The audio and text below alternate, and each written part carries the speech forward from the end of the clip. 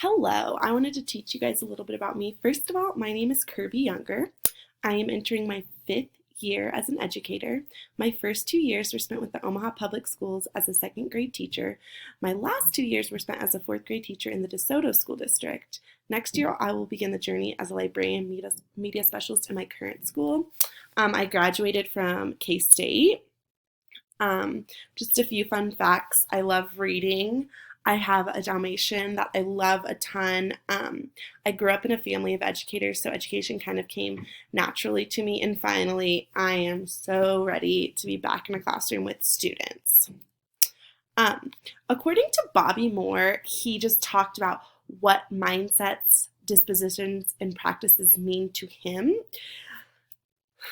The 3 types of mindsets included that all students can learn and grow, social capital and teamwork will always outperform individual talent, and happiness is a choice.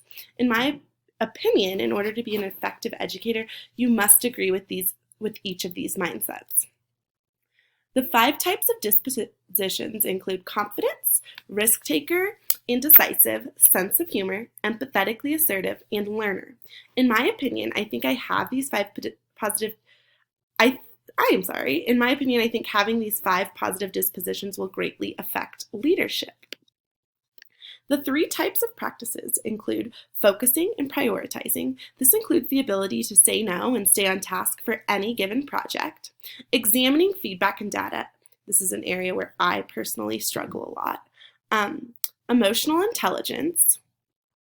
I agree that following these 3 practices will help become a more effective educator and leader of any kind. And then I read a different article about the 8 principles of ethical leadership in education.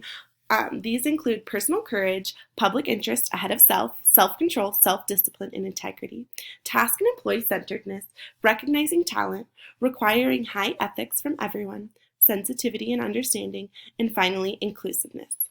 Together, these 8 principles allow school leaders to practice ethical leadership. I think that following these 8 principles would be useful in many facets of life, not only being an educational leader.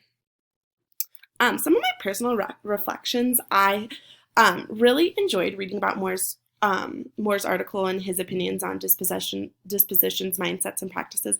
I found myself rereading each one quite a bit just to make sure I truly understood what he was talking about.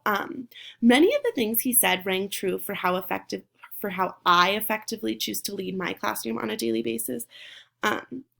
Both of the disposition and the mindset felt mostly me. I strive daily to exhibit those dispositions. My favorite mindset that I read about is every student can learn, because this has been a belief of mine since I started teaching.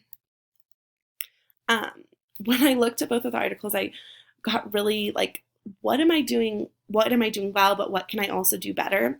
One of the areas that I struggle in and have struggled in and probably will continue to struggle in is effectively reviewing data and feedback and then applying it to my classroom and to how I teach. That's something that I really struggle with and that I would like to do better.